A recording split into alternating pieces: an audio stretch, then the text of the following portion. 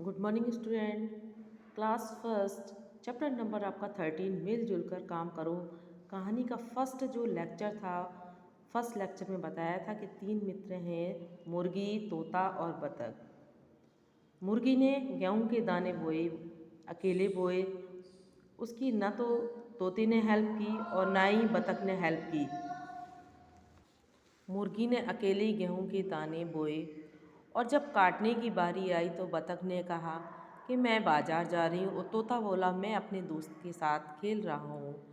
क्या न अकेले ही मुर्गी को दाने काटने पड़े। लेक्चर नंबर 2 में हम पढ़ेंगे आगे कहानी में क्या हुआ। आइए बेटा पढ़ते हैं कहानी को। मुर्गी ने गेहूं काट लिए।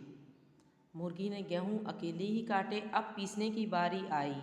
मुर्गी ने पूछा, दोस्तों गेहूं पीसने में मेरी मदद कौन करेगा। गेहूं ने अकेले ही मुर्गी ने बोए, अकेले ही काटे। अब जब पीसने की बारी आई तो मदद के लिए जब पूछा तो बतख बोली। बतख ने क्या कहा बेटा देखते हैं। बतख बोली, मैं अपनी मौसी को पत्र लिख रही हूँ, मैं गेहूँ नहीं पिसवा सकती। बतख ने भी मना कर दिया कि मैं अपनी मौसी को पत्र लिख रही हूँ, मैं नहीं पिसवा सकती।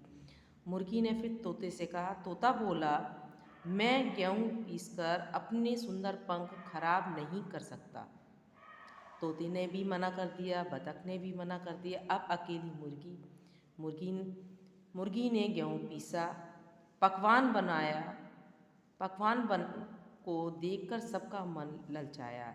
जब नया पकवान बन गया सामने आया तो सबका मन देखकर ललचाने लगा। वे रुके थे कि मुर्गी खाने के लिए भी उनका साथ मांगेगी, तब वे हाँ कहेंगे, परंतु मुर्गी ने ऐसा नहीं किया। वो इस इंतज़ार में सभी बैठे हुए थे कि मुर्गी हमसे कहेगी खाने के लिए तब हम खाएंगे, लेकिन मुर्गी ने ऐसा नहीं किया। बतख और तोता पछताने लगे।